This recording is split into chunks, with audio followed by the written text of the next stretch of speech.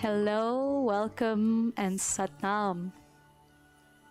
Welcome to another episode of Practical Spirituality, and our focus today is a continuation of our last week's class on anger, frustration, resentment. And the place where we left off last week was to check in with ourselves how our inner frustration or anger shows up in subtle ways as passive aggressiveness or subtle manipulation. We are all capable of it. But because we live in a very controlled environment, we live in a society where we cannot fully express our rage, we allow it to show up in other subtle forms. So that was your assignment last week, to check in on how it's showing up. Did you notice something? And that's the question I posed here. As you are coming in, come and say hello to me and let me know what you found out. And we will continue our journey forward in exploring why we have anger, what is the purpose of anger, what it is capable of doing for your life. So if you are here, if you are settled, if you're sitting on the floor or you're sitting on a chair, make sure you become present to yourself. Open your heart to yourself so you can become real in this discussion, both with me and with yourself. That's when these classes become really productive and useful. So wherever you are, roll your shoulders back and down. Just take a couple of rolls, just rolling back and down. Connect your breath to the motion, inhaling as the shoulders come forward, exhaling as the shoulders roll back. Loosen up the neck a little. You can stretch side to side.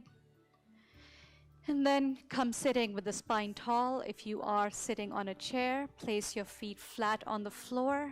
Spine is tall. You're not leaning back against the back of the seat. So your spine can learn to connect all the way into the crown. That's where your spine becomes an antenna for energy from the base chakra, the first chakra, the root chakra, all the way to the crown chakra. Your spine is transmitting evenly the flow of information. So center yourself here, shoulders relaxed, heart lifted, eyes closed. Roll the eyes gently as if you are gazing towards your crown. Fixate that gaze and now just observe your breath. Watching the motion of your belly, allowing the belly to expand out as you inhale, and then drawing it in, connecting it all the way into the root of the navel and the spine. And then allow the expansion out again, inhaling slowly, exhaling, drawing the navel in. So just practice the breath, moving the navel. And then we'll add two more components to this. Keeping the breath going, slowing the breath down. And this breath allows you to really anchor, root into where you are in your life. Become present. Take ownership of yourself. And now on your next inhale, as you allow the belly to expand, draw the inhale into the heart. And from the heart towards the shoulders. That's your complete inhale. On the exhale, relax the shoulders, relax the chest, and slowly draw the navel in towards the spine. That's your complete exhale. Keep that breath going again. Inhaling, expanding the belly, opening the chest, opening the shoulders. Exhaling, relaxing the shoulders, relaxing the chest, drawing the navel in. Keep going. Create room and space within yourself to have this conversation of self-witnessing. We need to be able to open every cell of our body to this awareness. Only then it becomes useful, it becomes purposeful. Beautiful. Keep the breath going. Welcome yourself in more and more. All those hidden places, opening the doors to all those hidden places, allowing freedom of expression with your breath. This is what we need to practice. We all have this innate desire. It's a human desire to have the freedom to express ourselves freely. And the first replica of that expression is in your breath. If you are not giving yourself permission to express your own breath freely, it'll begin to express in other ways in your life as well. You will find yourself repressed, your throat chakra choked in other ways if you don't first have a relationship with that freedom of your breath. From the root of your spine all the way to the crown, allow the breath to move as freely as possible, up and down with each inhale and exhale. As if the breath is riding in an elevator, it reaches the top floor and then it takes the same elevator all the way down to the root. Slow and deep, become present, become available.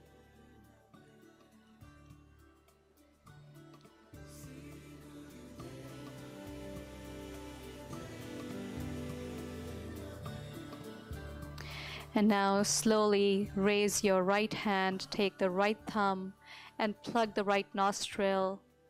Take a slow deep inhale through the left nostril only. And then switch nostrils. You can use the ring finger or the pinky finger to close the left nostril. Exhale through the right. Inhaling right. Exhaling left. Inhaling left. Exhaling right. Your breath is still slow and deep. The belly is still expanding on each inhale, rising into the chest and the shoulders. So take your time, no rush, don't switch too fast. Take as long as you can for each inhale, and then switch nostrils, exhale. You will inhale once again from the nostril that you exhaled prior, and then switch again. Keep your eyes focused either at the middle of the forehead, between the brows, or towards the crown. This breath balances your mind. It allows you to become neutral in the way you perceive your life, your experiences. Makes your emotions feel balanced. So just give it a few moments until this balance begins to kick in. Settle in more and more as you are, who you are, in full acceptance of what is, both in the outside world as well as what's taking place within you. Complete acceptance of what is. Only then we can observe. Only then we can witness.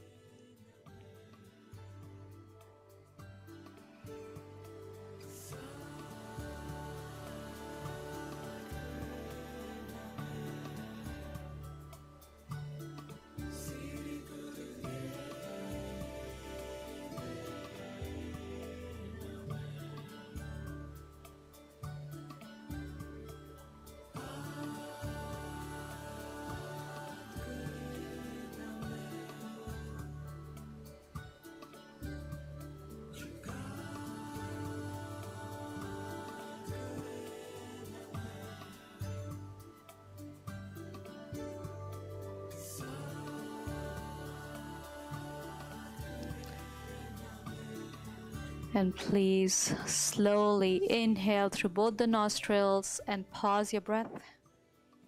Keep your eyes closed. Gaze at yourself. And gently exhale. Inhale deeply again. Exhale out through the mouth. One more time, deep inhale through the nose. And gently exhale out through the mouth. Vaheguru. Keep the breath slow and deep. Keep your eyes closed and begin to rub your palms together.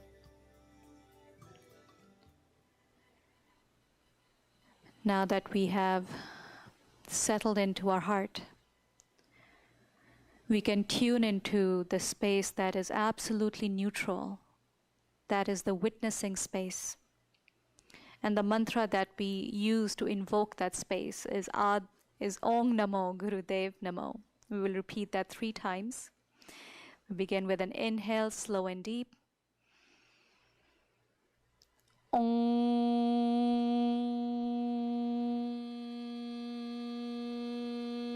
Namo Gurudev Namo.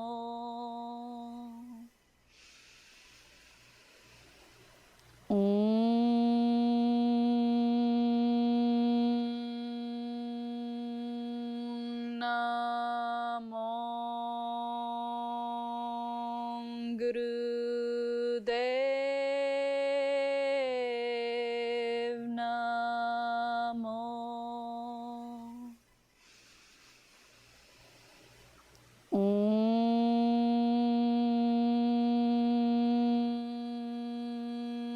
Namo Gurudev Namo.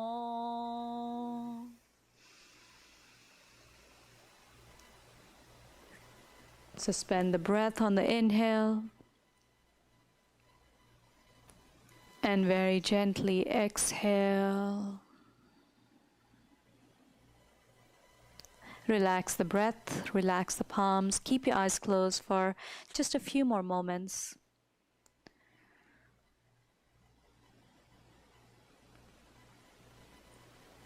And gently open your eyes. Good to see you, Tony, Sumati, Victoria, welcome. So if you have any comments to add on in your journey with your own realism, your self-witnessing yourself, do you notice how your anger plays out in your life? How your frustrations play out? Are you able to direct your anger? Are you able to direct your upset? Do you control your anger, or does your anger control you? There's so much to be noticed. There's so much to be witnessed about this. But today I want to take you through a journey of when anger begins and all the stages that it goes through, it can possibly go through to come all the way to its culmination, to its full fruition. So our journey of life from beginning to end is a journey of energy. And based on the quality of the energy, the frequency of the energy, our emotions play themselves out. Our consciousness plays itself out. Anger is no different. Like I was sharing last time, our soul comes into this body wanting to experience life, wanting to experience every moment of possibility. And it has a deep need to express itself. That is one reason that we have all these senses that flow outwards. Through these senses, our consciousness, our spirit flows outwards into the world. And then it interacts with the outer world. And then flows back in through the same senses. And almost like a bunch of bees return back to the hive, right? And then they get into this very busy activity of making honey from whatever they have brought in from different flowers. It is the same thing with our spirit. It flows out, it has the interactions, it brings in all that pollen back into the hive, and within us, in the consciousness, deep within our source, into the heart, we gather and we bring in all this information and we try to make sense of this information. Now, ideally, all this information that's come in, if it is sweet, if it's like nectar, if it's like honey, life feels good, life feels great. But as you have noticed in your life, most often all the information that comes in from your interaction with the outside world isn't necessarily honey. It can be bitter, it can be sour. This gives the spirit an opportunity. It gives it an opportunity to decide what it wants to do with all these different flavors that have been brought together. So life has been very intelligently set up. Nature has been very intelligently set up to play within polarity. Some of you are familiar with this word polarity, which means there are two ends to everything. Notice that is how everything in creation is set up. We have two hemispheres of the brain, and just having these two hemispheres creates our play of polarity. There is the soul that just wants to have the experience of existence. And then nature is set up to act in polarity. And this polarity shows up in many different ways. Your soul has a need to be seen. Every human being has an innate need to be seen. And every human being, once it deals with the world, once our senses open and our consciousness hits the wall of polarity of the world, there are many, many places that the same spirit also wants to hide away. So in this play of I need to be seen, but I also want to hide away, creates a polarity. There is a need to be heard, and there's self-doubt. The spirit has a need to be heard. Basic human need to be heard. And like I was sharing last time, when that need is not fulfilled, it creates a ton of frustration. And that also creates a lot of self-doubt within us. When we are not validated by what we are saying, or we are not allowed to express ourselves the way we need to, we experience a lot of self-doubt. This is a normal process of life itself. It's meant to be this way. Because all these polarities are they're going to fan the fuel of anger. Here's another one. Need for freedom. We all just want to be free. We're watching that right now happen in our world, with everything from controversies to wearing the masks or not wearing the mask, the need to come together and worship or be safe. Everything is creating a huge polarity, isn't it? We want that freedom, but we also confront confinement. We are always faced with a sense of confinement. Our spirit itself is confined within this limited time-space body. And that's where the journey begins. The spirit experiences confinement, and the first emotion that it has is frustration. That is why when a baby is first born, its first emotion is crying. Do you know how vast, how free the spirit is? It is absolutely, it can permeate any space in this material or non-material world. Now imagine a drop of that confining itself into a limited time-space body. That is why you will see little children, babies especially, they get very irritated very quickly in the confines of their body. If there's a little bit of wetness, discomfort to this body, they want to run away, but they can't. So they express it by crying. That is one of the first expressions of feeling the confinement within the space. And now this whole scenario then plays out into the world. The reason I'm sharing this with you is to let you know that frustration and anger are a natural process of evolution in your journey of life. Let's see who's joining us. Scott, welcome. Victoria, Geeta, Rajan, welcome.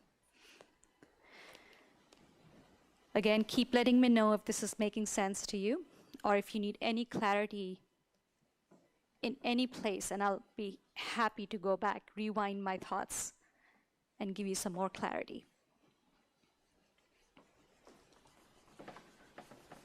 Whoa, this is hardcore pen, hard to erase.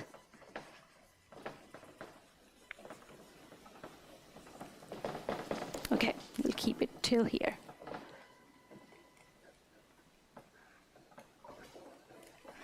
Note to self, avoid the red.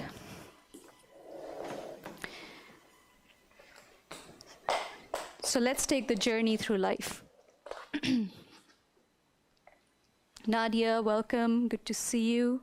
Bianca. Within the polarity of existence, like I said, this polarity is meant to fan the fuel of energy. That's why we have polarity. Without any tension, there cannot be any electricity. Yes, the wires have to have a certain amount of tension to allow the electricity to generate and pass through the wires.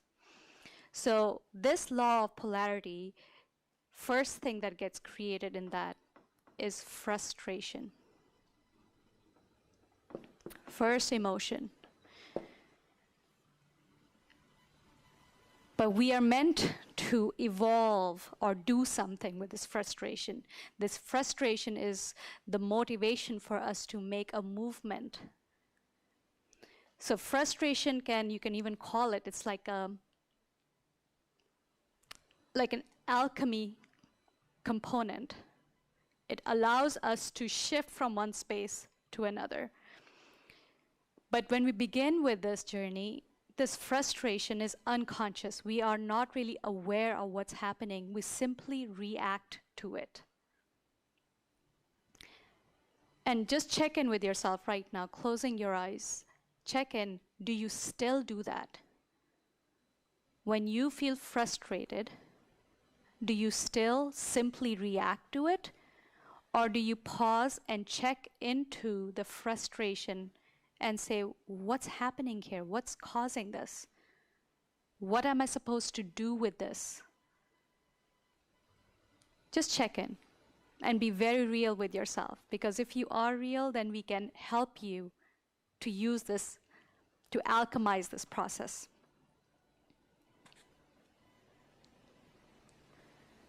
I'm looking at the comments as I'm going.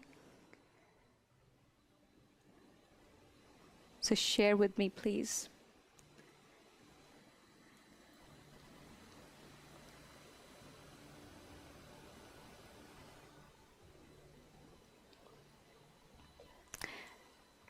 You can think of this game of polarity that I was talking about as the heat. So if you were to put some water for boiling on a stove and you turn the heat on, when the water first encounters the temperature, it just feels a slight disturbance. And that slight disturbance then turns into tiny little bubbles that kind of clings to the edges of the vessel. And those tiny little bubbles slowly begin to churn, they begin to gain pace, they begin to gain momentum and energy. But your water needs to get to 100 degrees in order to transform into something else. Even if the water is boiling and it still stays at 99.9 degrees, the water is still water. It has not yet transformed. But the heat underneath the water has to be consistent and continuous until the water reaches the 100 degrees. And that is a clear place where water will start to change its form into gaseous. From liquid, it'll literally change its form into gaseous. But if you remember your basic lessons from physics, energy is still energy. One form changes into another. And that's the exact same process that goes on within us. Frustration is the beginning. The heat is first starting to get applied in the frustration. And when we are little, when we are younger, and we don't know how to express it, and we are not taught how to express our frustration, and instead we are told to shut up and that you are not allowed any dissent in your emotions. In the last couple of days, I have come across a few conversations with people, and I found a common thread where as children, they were not allowed to express their upset.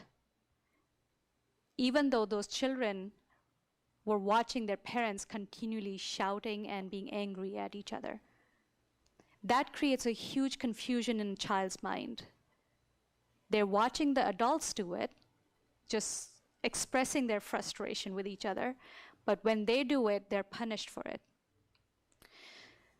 That creates a disruption that I don't remember if you remember this diagram that I made last time, where you have energy that wants to move out, but it is contained. It is not allowed to move out.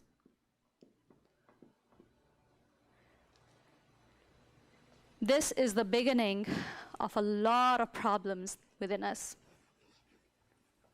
For a lot of people,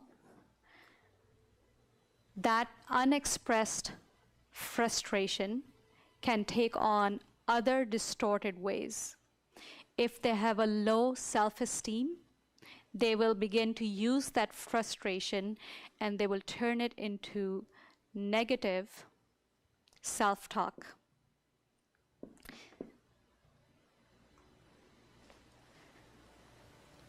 Check in with yourself if that is something that you do. In fact, a lot of people who are drawn to the spiritual world have come to it after many, many years of negative self-talk, of feeling if they express their anger or frustration on other people, then they are bad. Therefore, there has been a lot of repression, a lot of suppression of some natural emotions that could not find a positive way of being expressed. They could not be directed in the right direction. And this is something we are learning from each other. We are learning from the mass media. When we watch this play out in the media, in the movies, we are learning from it. We are learning from our parents. We are learning from our neighbors. We are learning from our teachers. We are learning from our friends. So you will find that people who don't feel comfortable expressing this out loud will normally either self-isolate or they will surround themselves with people who compensate for their negative self-talk. They will compensate by being in relationships with people who are aggressive. It's a very subconscious way of balancing their own psyche. So frustration can lead to negative self-talk initially. And if there is no direction, there is a lack of direction,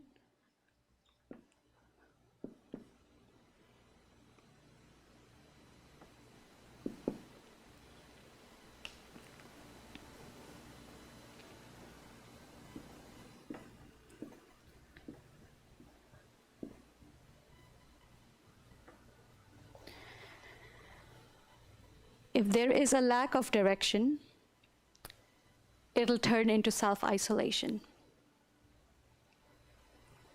And that self-isolation, that self-containment, self-confinement, ultimately will show up as resentment. It'll brew within you as resentment. I see this happening in a lot of married couples over a couple of years of marriage, especially after having kids.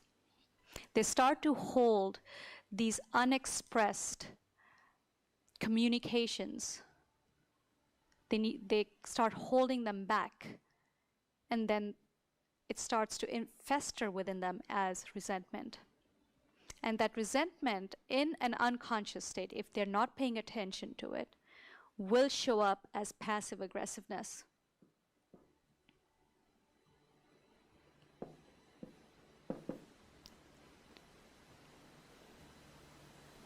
And this is where we left off last week. And I had asked if you can call yourself out on that. So let's see, I'm reading a few comments here. Tony says, learning to just sit with my frustration instead of immediately acting on it, knowing its source, has helped me greatly. Beautiful, Waheguru. Chitra, welcome.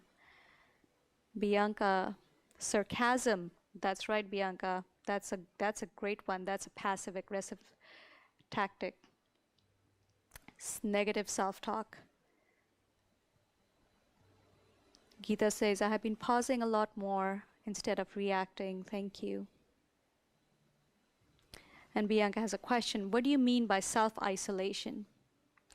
By self-isolation, I mean you stop expressing your true self.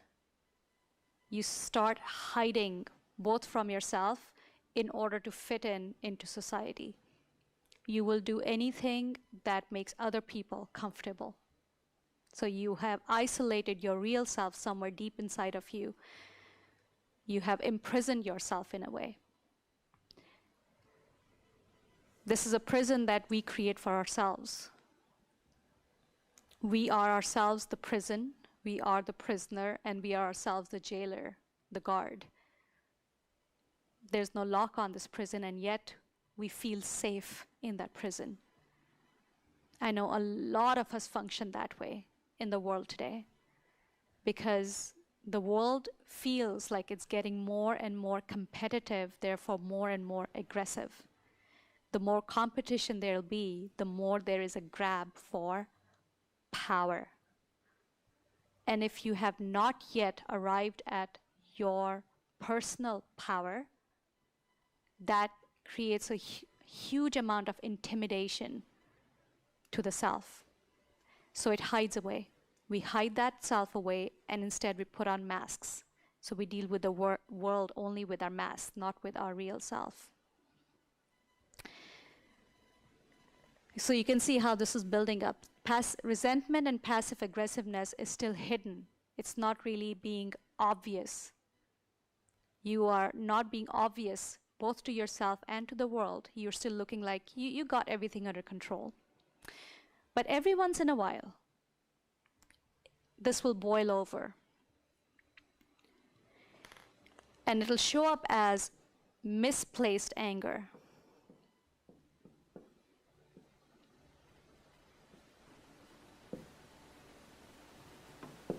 Let's call it rage.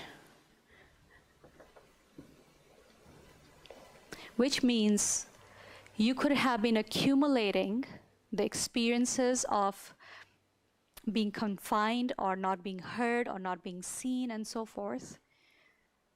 Throughout your life, you've been collecting them from many different sources. And that collection just coalesces together.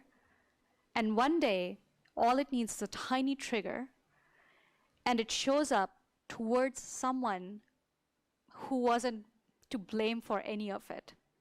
And I'm sure a lot of you are nodding your heads right now.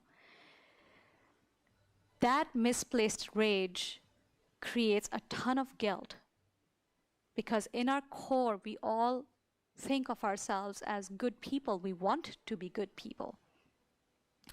But when that outburst happens, you can watch it happen and you find that you can't control it as it is happening. It's taken over you. Something's taken over you. This creates a cycle, a vicious cycle of guilt and shame and not knowing what to do with this anger.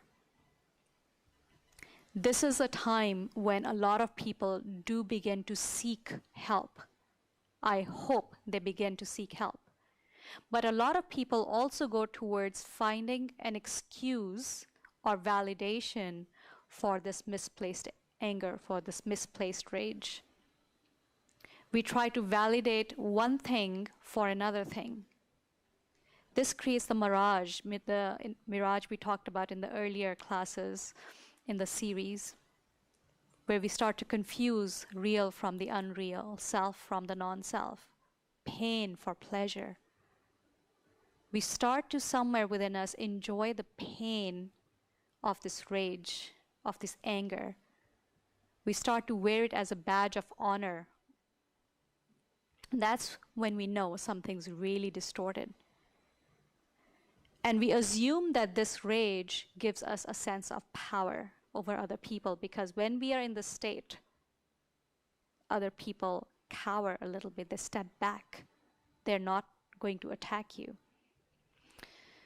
Check in with yourself. If this is something you have gone through, you are going through, and please know that all of these stages, we move back and forth through them.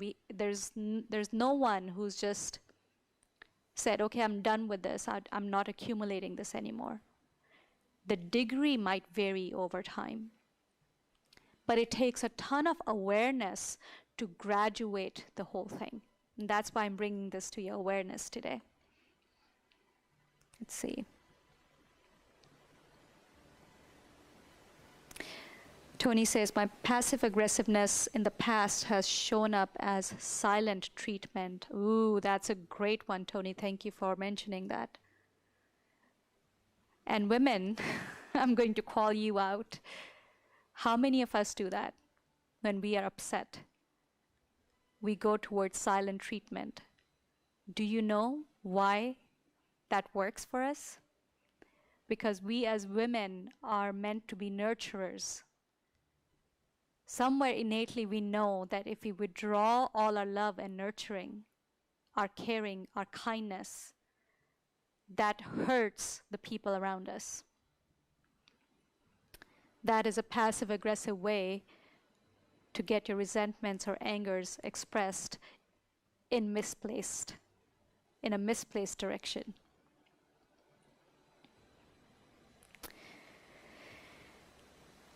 And every once in a while, not in all of us, but in some of us, this misplaced rage will begin to show up as violent anger.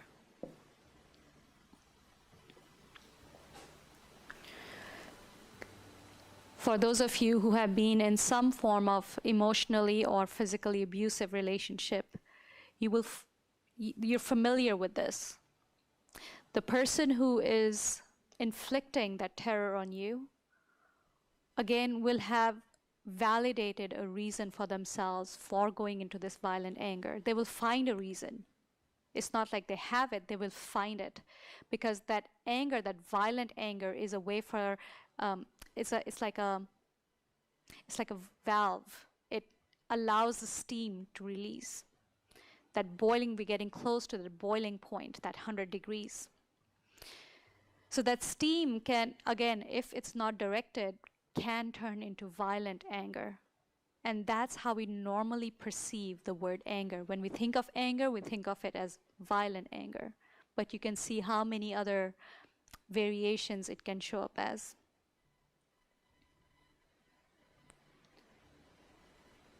So Nadia says, self-confinement led me to disassociation.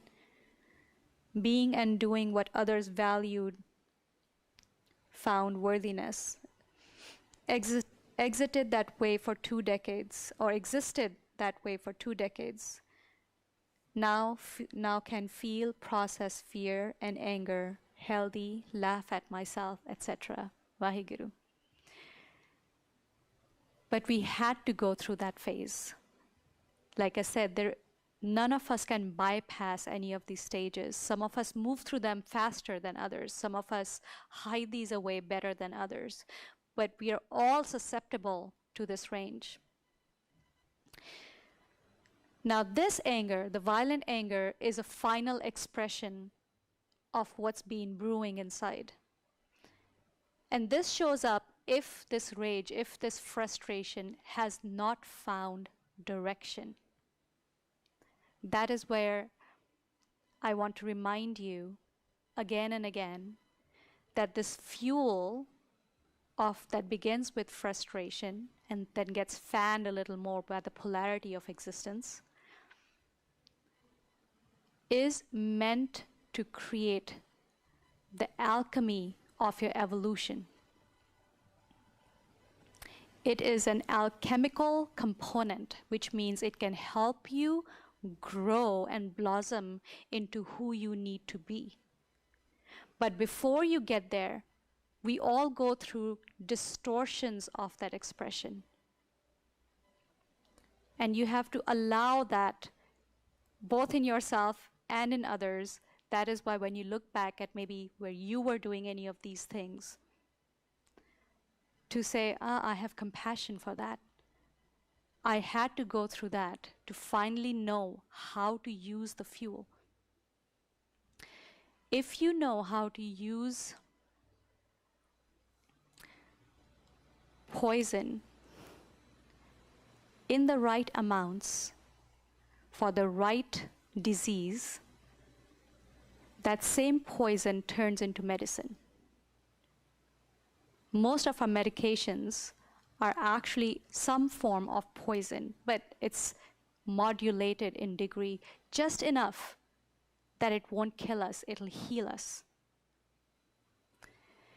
Your frustration and this fuel within you, which exists at the third chakra, this is the realm of fire element. And fire has a flame within it. If this flame is very petered out, if it's snuffed out constantly, there's not enough fuel within you, then you will have a very low self-esteem. If the fuel is burning and this fire is burning, your third chakra can either point upwards towards the heart, or it can point downwards towards your lower chakras. I know it's strange, but in the inner realms, anything is possible. Our inner realms don't really follow laws of physics. So yes, the flame of your third chakra can actually point downwards, which means if you have a lot of fire, a lot of fuel there, a lot of pent-up frustration, resentment, passive aggressiveness, and so forth, and it's pointing downwards, it will begin to evaporate the juice from your life. It'll begin to evaporate the water element of your second chakra. And then it'll start to bake the earth element of your first chakra. That's when life feels barren. It feels nothing can grow in this wilderness anymore. It's a wasteland. You feel empty, devoid of any joy in your life. But even if you are there right now, if you are hearing this, if you are listening to this, even if you find that's where your life is, please know that's not where you end. Your awareness can actually turn that flame upwards again. But it takes your commitment, it takes work from you. You have to have the desire to change the direction of the flame. So if you can direct the flame, then you can learn how to use this energy to actually create a life that yourself, your soul, was intending to have. First, it has the intention, then it goes through the distortions, and through those distortions, we finally seek. We ask for help. We look for direction.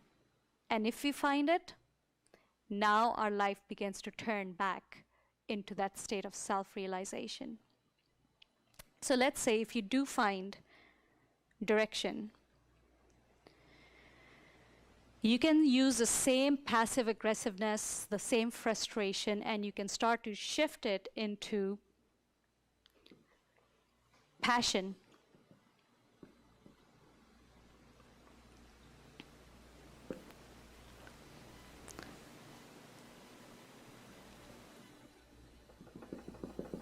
I'll put a line down here because this is where the shift is happening.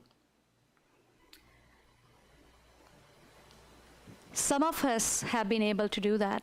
We have taken the anger and the frustration that we might have experienced in our childhood, and we've turned it towards a single point of focus. We've taken all of our energy and directed to that single point of focus. And that concentration of energy is called passion. Again, this passion can be purposeful or unpurposeful. You can be very passionate and obsessive compulsive. That's a passion too.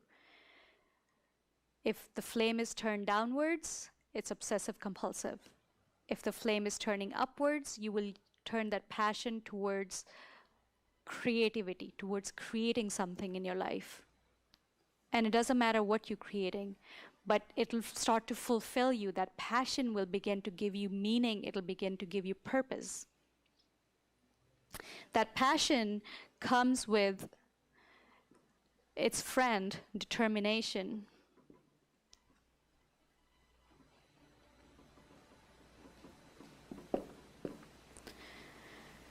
Anytime you have experienced a lot of injustice in your life, or you feel that you have, and you have anger towards that, if you're able to get to a place of determination, now you can use that fuel to change that both within yourself and in the world around you. This new wave that's showing up in our world right now, it is a wave of change, and there's a lot of anger behind it. But if this anger only stays till here, it'll burn everything. It will, like we were seeing glimpses of that. But if we can direct it into determination, we can turn it into a beautiful, positive change and blossom and allow the blossoming of a new era, a new evolution to take place. But it all depends on us as individuals. We individuals come together to make a collective. There is no separate collective. We are all little cells inside of a giant battery called humanity. So if each one of us are changing our frequency, then the nature of the battery changes. But it takes fuel to turn it into determination, which means we are not giving up. I can control this fuel, this direction, this hose of fire, and not let it go here. Instead, I turn it into a passion to be seen, to be heard, to express what is reasonable. But if we use a passion and determination and mix it in with manipulation, that's when the flame starts to turn downwards. And you have to be very, very careful with it, because this is subtle, this is unseen. Our ego, our subconscious mind can take over, and it can mix passion and determination, mix a little bit of violent anger in there, misplaced rage. You can really hurt other people, because in this state, you are blind. You cannot differentiate between your own house or your foe's house, your enemy's house. You will burn anything that you come across. So therefore, this is the component you have to be very, very mindful about, both in yourself and when you see it in the collective consciousness. Do not engage in that. It'll burn your house down. It is said that someone who's carrying a candle has the capacity to change a dark room. Yes, you walk into a dark room carrying a candle, that dark room isn't a dark room anymore. But if instead of a candle, you are carrying an out-of-control furnace, you will burn the room down. You will burn the entire dark room down, which means there's nothing left to be transformed. The possibility of transformation has now ceased. It's eliminated. It's disappeared. If we cannot bring our mindfulness to this, and that is my biggest concern in the present day world. There's a huge wave of change that's wanting to happen, and it's been years and years and years in the making, in the collective consciousness. And if we are not able to guide ourselves to a reasonable thought, a balanced way of thinking, not polarizing one from another, not going from this being high to this being high, but creating a balance, that will create the alchemy that our lives are needing, that our collective consciousness is needing. This determination generates a ton of willpower.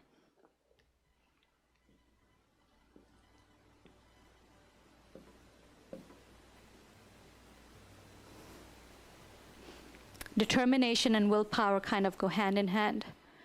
Anytime there's passion, there'll be determination. Anytime there's determination, there'll be willpower. I'm going to take away some of these words before, because now we're going to begin the journey upwards.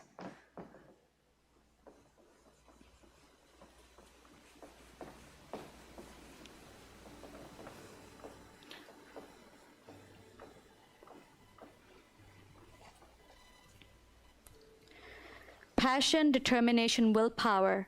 This is where alchemy begins to happen. This is where change begins to happen. This is where the fuel begins to heat up our raw material and separate the impurities from the purity.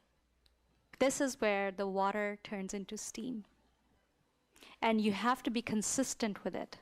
You can't just see the water boiling and then turn it off. If you want the water to get a good boil, all of the water to be evaporated, then you have to stay consistent at that level for a while, yes, until that full transformation has taken place.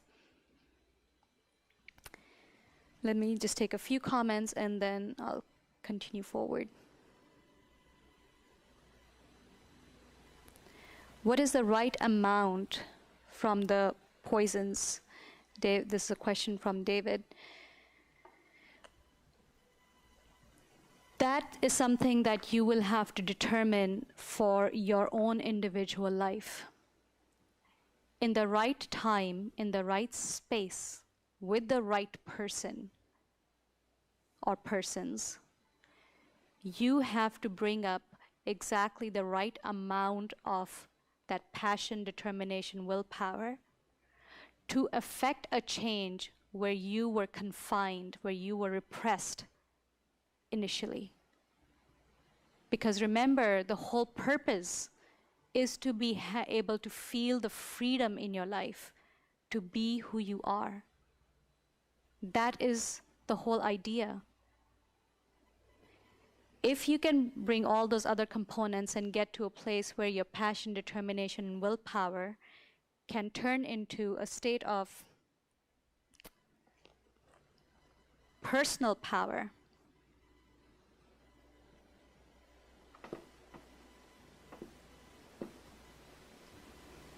when you can take your power back from all those places and spaces where you could not exercise it before.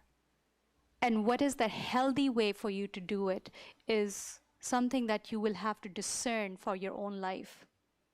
And that is why we encourage all of you to really find a practice like yoga, like meditation. Kundalini yoga especially, I'm such a big fan of it, is because within an hour, it alchemizes the whole energy system within you through the chakras. If the flame is down, it'll turn it up. It'll start to begin the change and bring the component of awareness.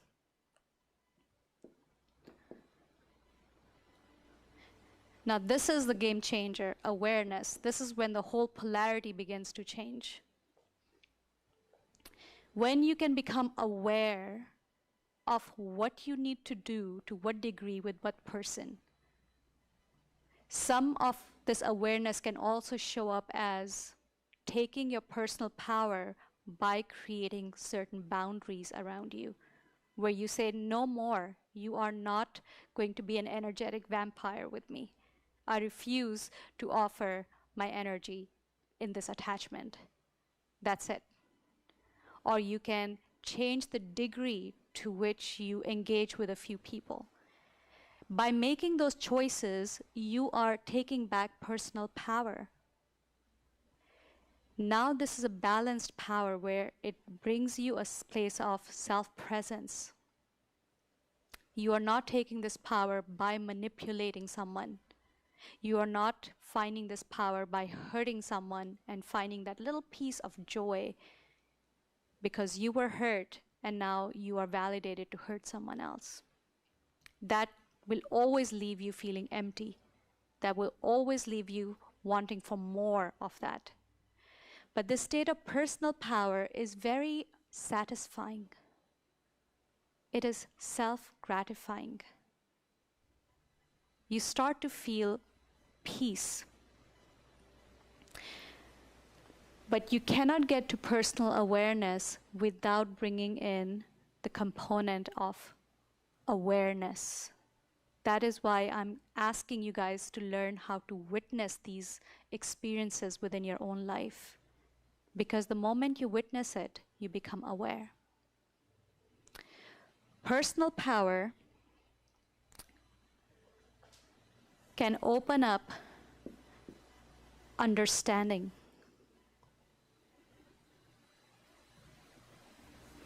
And when this starts to happen in your life, know that you're on the right path. Only when you gain some bits of your personal power back from the places in your life where you had no control, where you weren't seen, where you weren't heard, where you didn't have any freedom,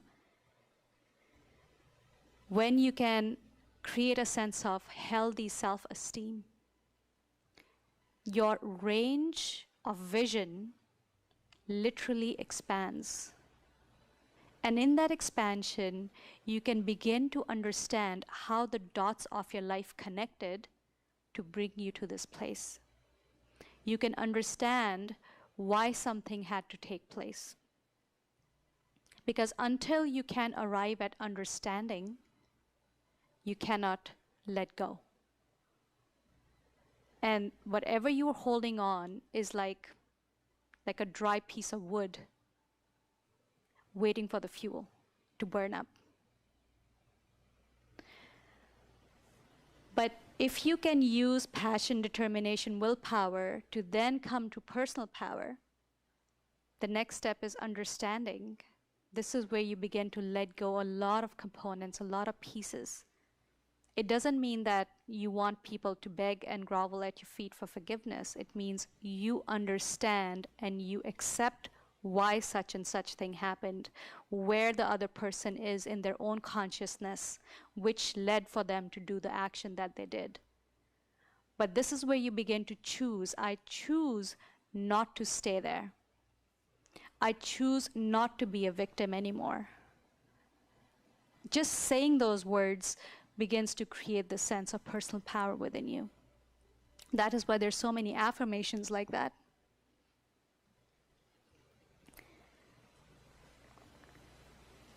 Only through understanding that same energy of the frustration begins to create resolutions in your life.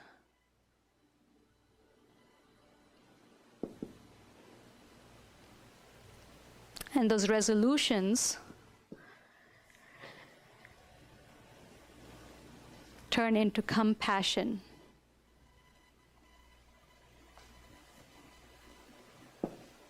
From passion, now it's changed to compassion. Now you have a place where everybody's accepted as they are. That is an amazing place to be in, where you can see the injustice, but you don't react to it, but you respond to it. This is where you know how much poison to use so it can create healing. First for yourself. It always has to begin for yourself. For those of us who are not able to do this journey in our own lives, normally use that anger and direct it towards other causes. There's nothing wrong with that. But the idea is that if in those causes, the external causes, you don't bring yourself back again to check in with yourself and replicate that change within yourself again, then it becomes a way of escapism. You're trying to escape what you need to pay attention to within yourself. Once you have arrived at compassion, the next step is natural. You will experience peace. And once you experience peace, you will experience self, which is the soul.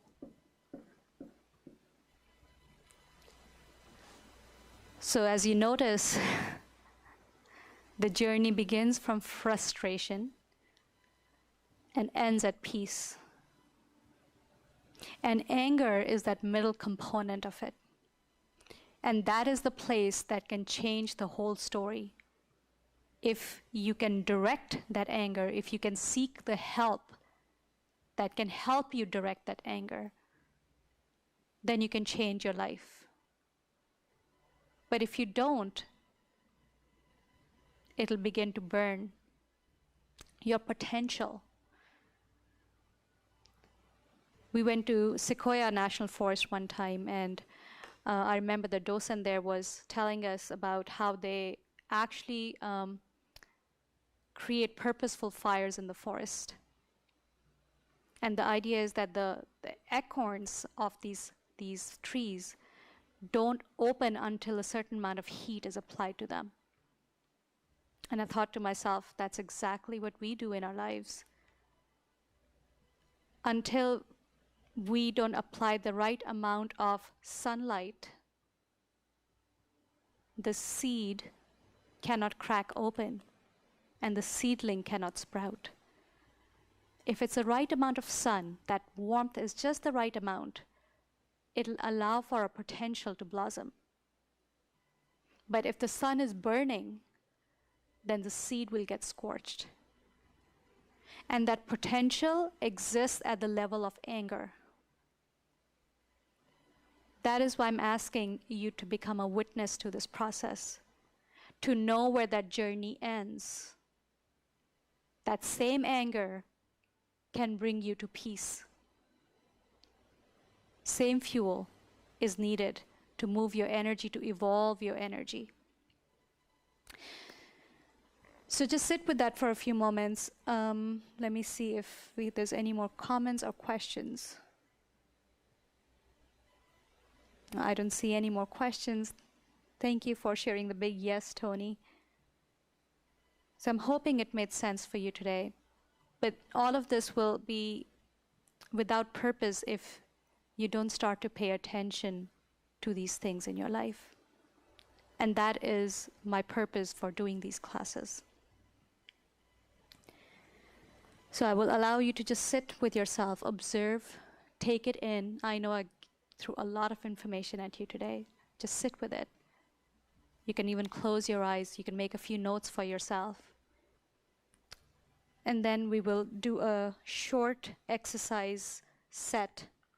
It's a Kundalini journey that will literally in the next half hour change the frequency of your fuel from heavy to feeling confined and suffocated to feeling light. And that's why I love, like I said, Kundalini Yoga so much, that in a short period of time, it can literally change your inner experience. It'll change the quality of the fuel within you. All right, if you are ready, come sitting up.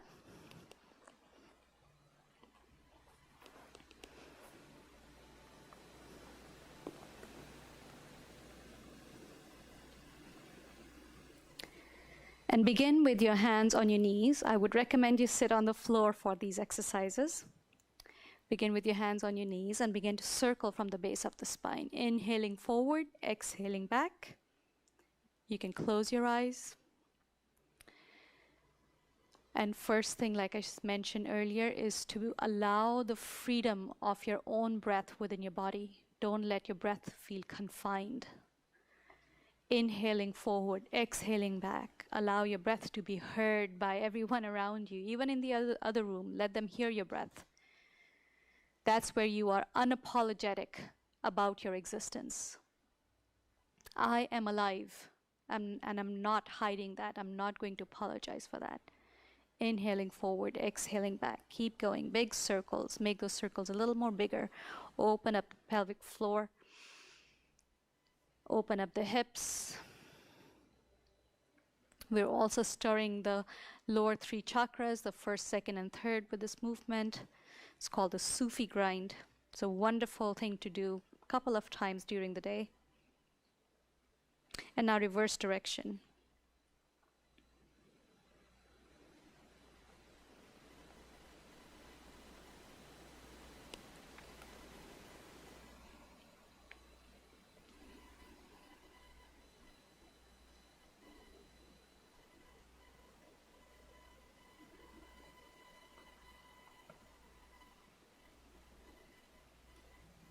Can you hear the sound of your breath still? Good, because we will need it in the next few exercises.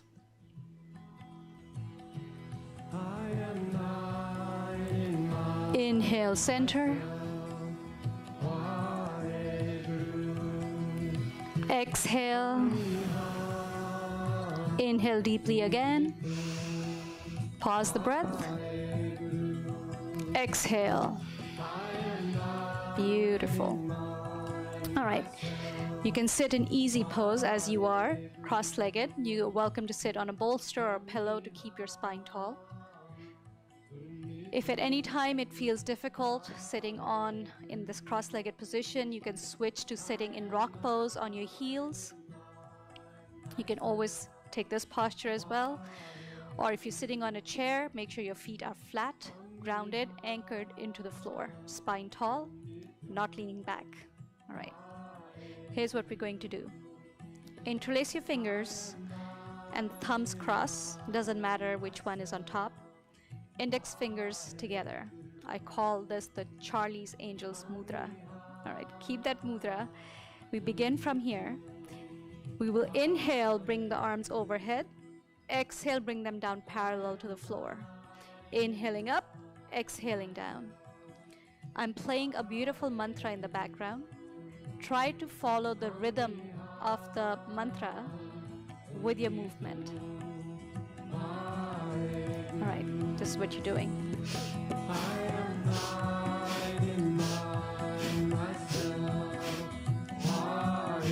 Your eyes are going to be closed, focused at the third eye point, which means you are witnessing yourself. You're not opening the eyes to draw your spirit outwards. You're bringing it back in so you can observe your own process. Strong breath, inhaling up, exhaling down.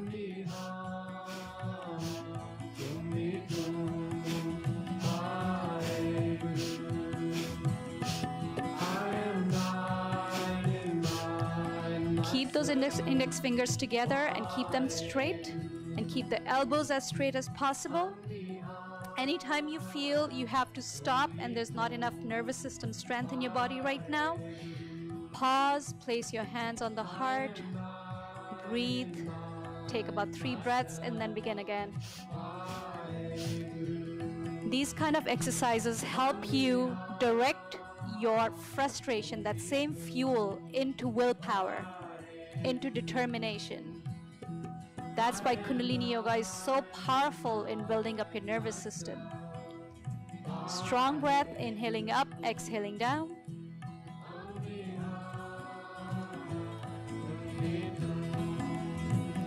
You can rest anytime you need to, especially if your nervous system is weak. You will feel you do need to rest just after a few movements. We are literally charging up your electromagnetic field, and we are charging the Jupiter fingers. So there's a very purposeful intention behind this. Keep the index fingers pointed.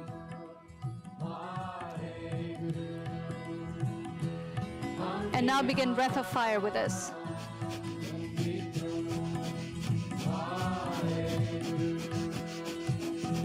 I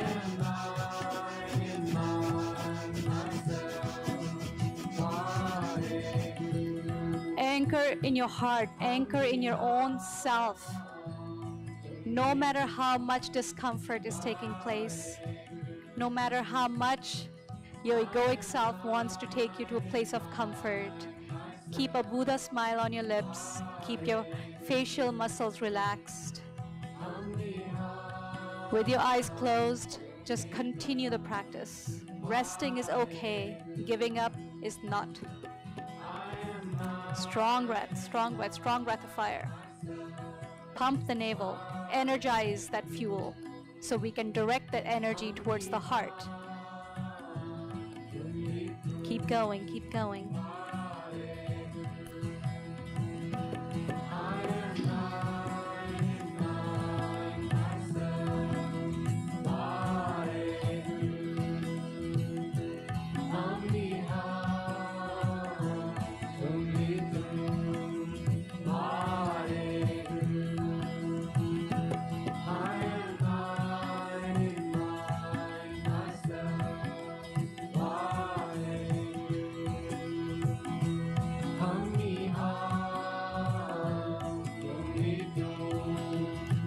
One more minute.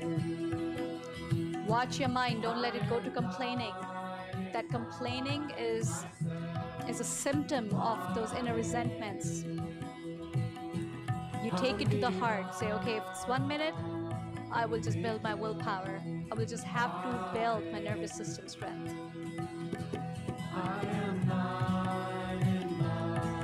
This is what allows you to face all those moments of injustice that you have experienced in your life, where things just weren't fair. But you can face them with neutrality. And you need a strong nervous system to be able to stay neutral and not get affected by your memories. Almost there?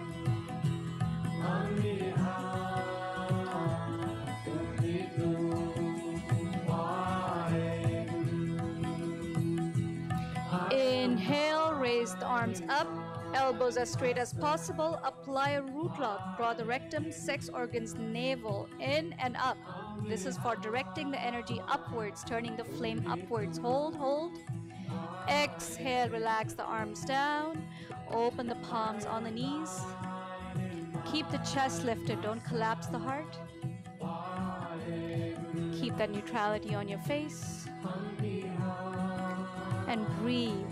Make sure your belly is moving out on the inhale, drawing it in on the exhale.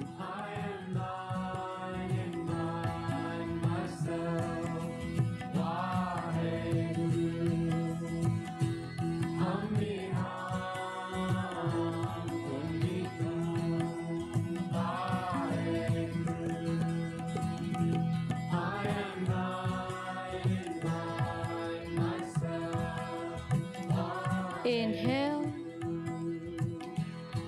exhale. All right, we're going to get into a little dance now. You're still sitting in easy pose. You're going to inhale, turning to the left and clapping to the side. Then turning to the right and clapping to the right side on the exhale. Inhale, exhale, inhale, exhale. And you're twisting from the shoulders.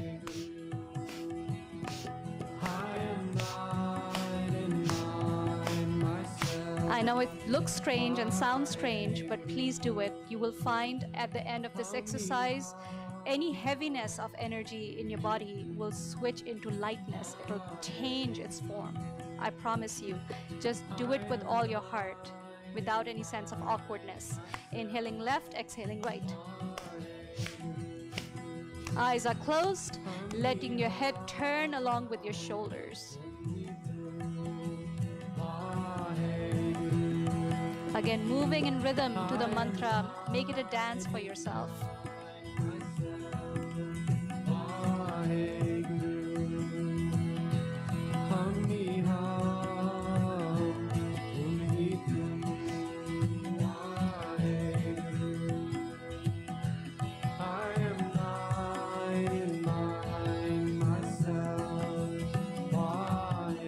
Twist, twist with more and more freedom, and you will find a lot of that constraint, all those moments of restrictions and repression and suppression is held here in the chest, in the heart, the shoulders, and the neck. So as you clap, you're opening the heart. That's the idea of clapping. That's why children do it so much. And they feel joy every time they do it. It opens your heart chakra. So please do it with full awareness, full ownership of your body. Open, open, open.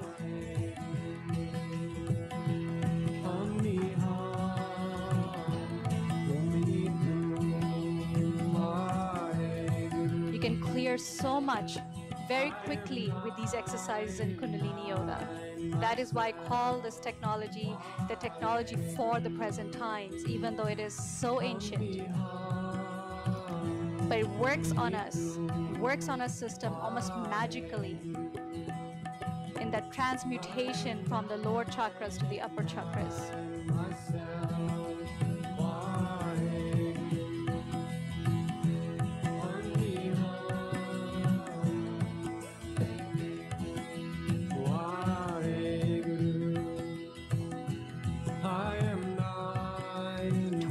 Twist. Anytime you need to pause, you can just place your hands on your heart, breathe for a bit, and get back into it again. Always be mindful for yourself and your own process, but don't give up.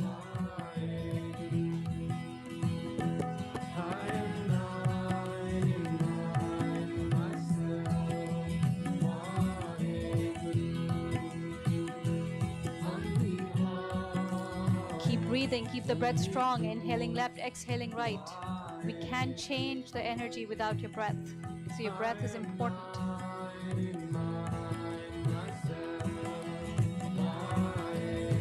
Last few seconds.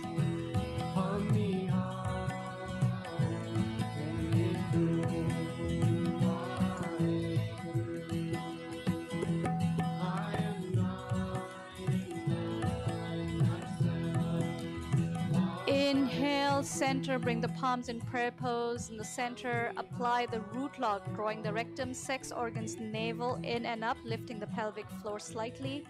Hold, turning the flame upwards. And now slowly exhale. Relax the breath. Open the palms on the knees, open your heart. Keep your eyes closed. And check in with yourself. What's taking place within you right now? Keep your breath alive. Let it move freely through your body. Let it assess in truth what's taking place.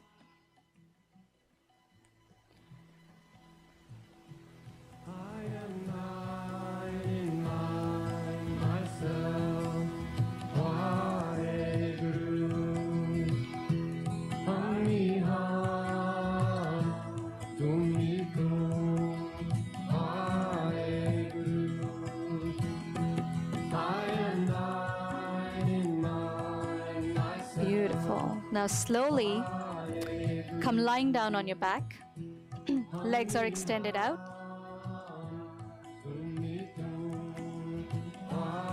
And you will take your hands and you will begin to drum your navel. So just where your belly button is, just below that or on your belly button, that's where you are drumming alternately with your hands.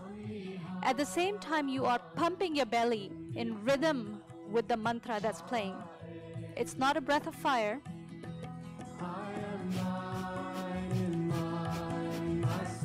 Or might sound like breath of fire, but you're pulling and releasing your navel as you are drumming with your hands alternately. Just imagine you're playing a drum. That's it. Eyes are closed. Get rhythm into your body. That is a very important component to move energy, rhythm. That is why in all these Kundalini classes you see a strong component of sound and music. Get your body back into rhythm. Get your emotions back into rhythm anywhere they are out of rhythm. Where there's disharmony, bring back the harmony through this rhythm.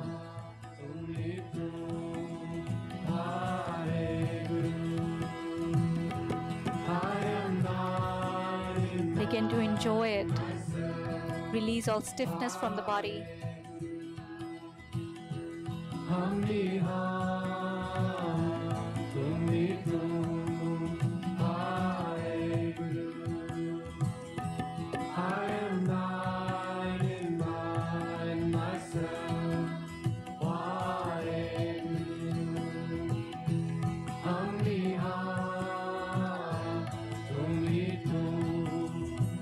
Make sure you're pumping the navel in rhythm to your drumming.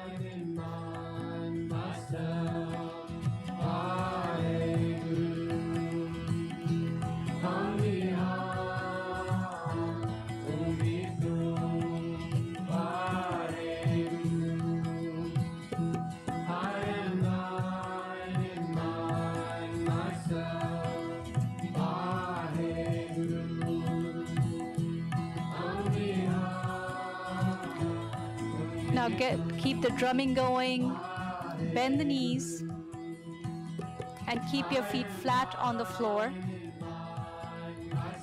And begin to open and close the knees, separating the knees apart and bringing them together in rhythm with your drumming. So 3 things are happening now. The drumming is going on, the navel is pumping, and the knees are opening and closing, almost like a dance. That's all you're doing, bringing more rhythm into the cells of the body. Keep going.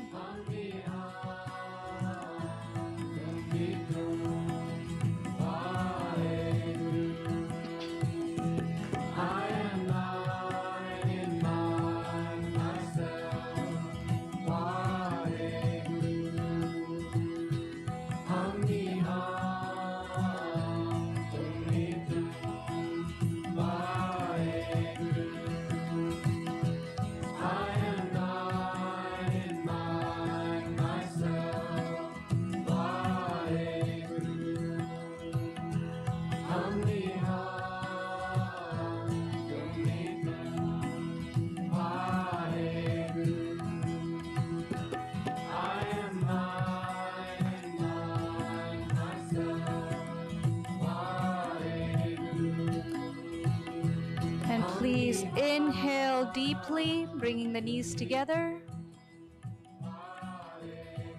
And exhale, slowly extend the legs out.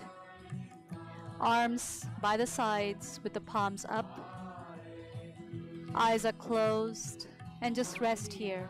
You're not doing anything else, just resting, being. Allow the belly to rise and fall freely as possible with your breath.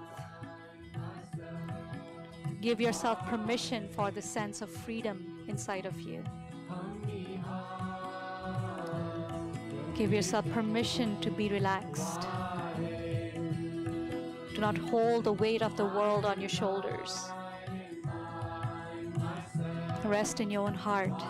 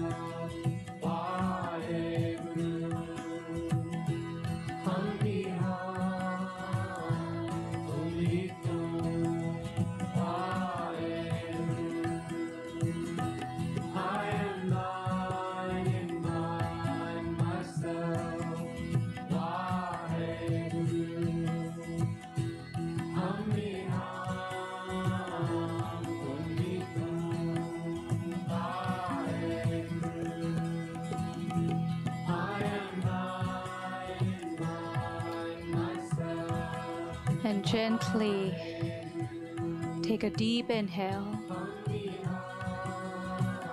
Allow the arms to be raised overhead.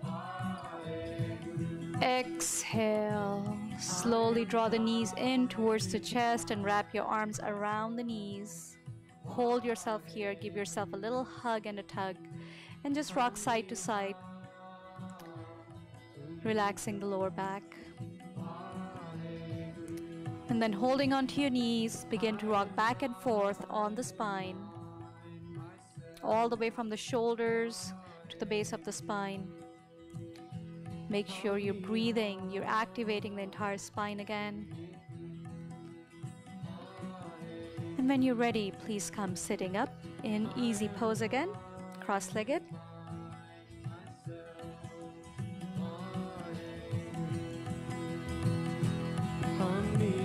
Bring your palms in prayer pose. Close your eyes and listen to the rhythm of the mantra and just copy the sounds. I am thine, in mine, myself. Vaheguru. Hami hum, tum hi tu, Vaheguru. Don't worry about making mistakes. Just copy the sounds and make sure you are really allowing some sounds to come from inside of you just to express. Even if the other words are difficult, chant along with Vaheguru.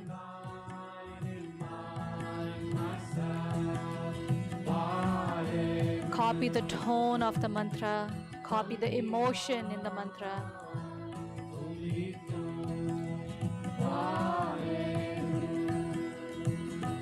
I am thine and thine myself. Vaheguru.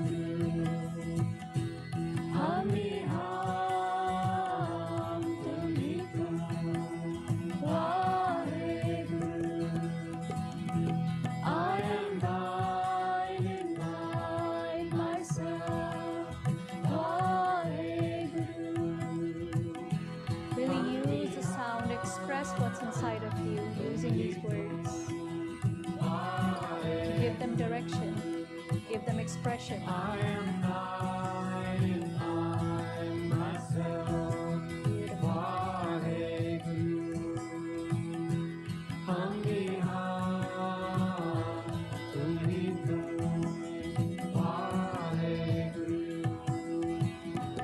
I am thine and thine myself. Vaheguru. Hami hum tumi tum. Vaheguru. I am thine and mine myself. Vaheguru. Hami hum tumi tum. Vaheguru. I am thine and mine myself. Vaheguru. Hami hum tumi tum. Vaheguru. I am thine and mine myself. Vaheguru. Hami hum tumi tum. Vaheguru. I am thine and mine myself. Vaheguru. Hami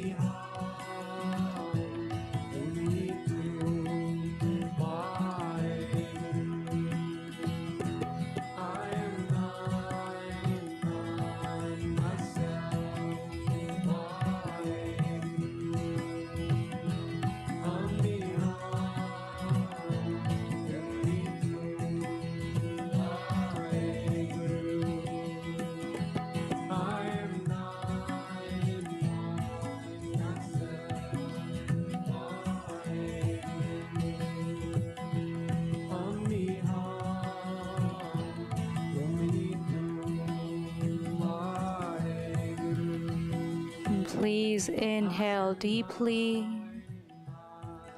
Pause the breath.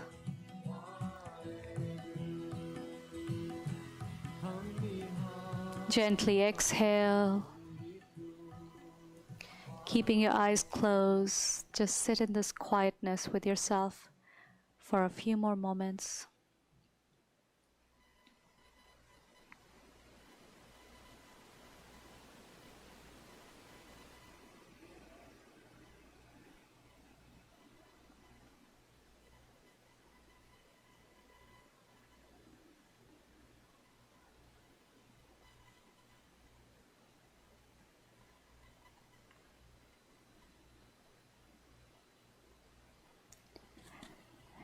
Check in with any of the subtle, inexplicable experiences of frustration or upset or even anxiety that you might be picking up from the collective frustration. Just check in. What is that like right now within your body, within your experience? Has it changed? Has it shifted? Is it more experienced as neutrality right now?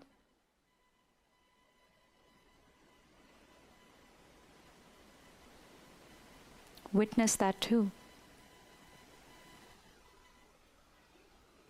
And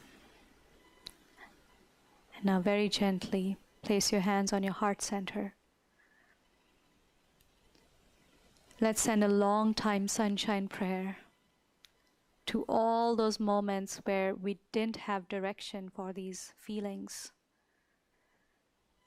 And we acted or reacted in a way that was not reasonable. We can only let things go in the light of our awareness. We can forgive ourselves and others in the light of our awareness. And if that light is on for you right now, please allow this long time sunshine prayer to create forgiveness both for yourself, to experience compassion for both for yourself and others. Take a deep inhale. Exhale. And let's inhale deeply to begin. You can chant along, you can hum along, you can feel it. May the long time sun shine upon you and all loves around you, and the pure light within you guide your way on. May the long time sun shine upon you and all loves around you, and the pure light within you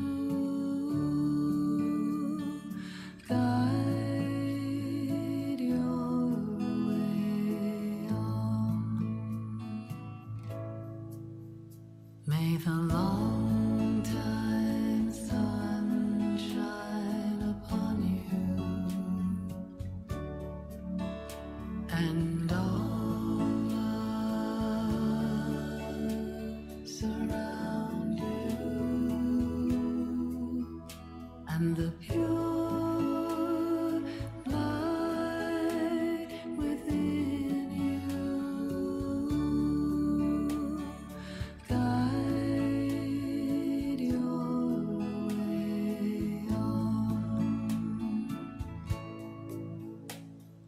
Guide your way on. Guide